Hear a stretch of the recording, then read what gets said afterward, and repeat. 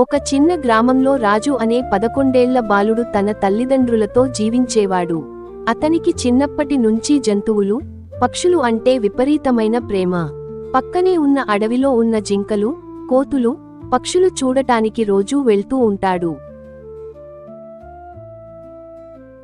ఆ అడవి పచ్చని చెట్లుతో, పక్షులు, జంతువులతో, జీవజాలంతో నిండిన ప్రకృతి స్వర్గం వలె ఉండేది. ఆ అడవి పచ్చని చెట్లుతో, పక్షులు, జంతువులతో, జీవజాలంతో నిండిన ప్రకృతి స్వర్గం వలె ఉండేది. ఒక వేసవి కాలంలో ఆ ప్రాంతంలో వేడి గాలులతో అడవి ఎండిపోయింది.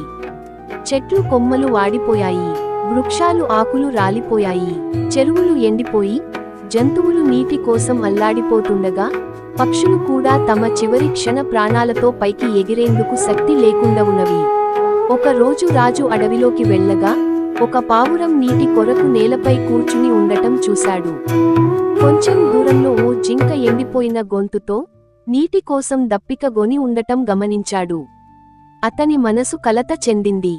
వెంటనే రాజు ఇంటికి వెళ్లి తన తండ్రిని అడిగి పాత గ్యాలన్లు, నీటి డబ్బాలు నీటితో నింపి పండ్లు, ఆకులు, ధాన్యం అడవికి తీసుకుని వచ్చాడు. వాటిని అడవిలో ప్రత్యేకంగా 3 చోట్ల ఉంచాడు.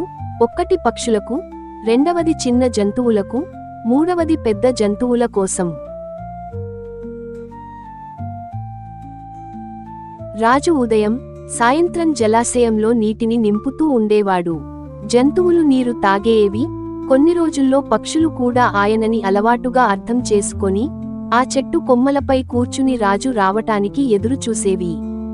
గుబ్బిలాలు రాత్రి రాజు వేసిన పండ్లు తినేవి. కాకులు, తిత్తిరి పక్షులు పగటివేళ నీటిని తాగుతూ రాజు చుట్టూ గిరికీలు కొడుతూ తిరుగుతూ ఉండేవి. ఒక రోజు అడవికి వచ్చిన అటవీ శాఖ అధికారి ఈ దృశ్యాన్ని చూశాడు, గమనించాడు. ఫారెస్ట్ ఆఫీసర్ రాజుతో మాట్లాడి అతని మంచి మనసును ప్రశంసించాడు. ఒక రోజు అడవికి వచ్చిన అటవీ శాఖ అధికారి ఈ దృశ్యాన్ని చూశాడు, గమనించాడు. ఫారెస్ట్ ఆఫీసర్ రాజుతో మాట్లాడి అతని మంచి మనసును ప్రశంసించాడు. తరువాత ఆ ఊరి గ్రామ పెద్దలు ఈ విషయాన్ని తెలుసుకొని సభలో రాజును మెచ్చుకొని అతనిని ఘనంగా సన్మానించారు.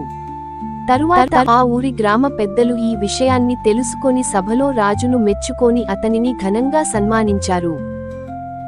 ఈ సంఘటన వలన అటవీ శాఖను వారిని కలచివేసింది.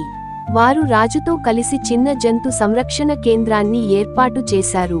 ఆ కేంద్రంలో అడవి జంతువులకు, పక్షులకు పండ్లు, ధాన్యం, నీరు నిత్యం అందించబడింది.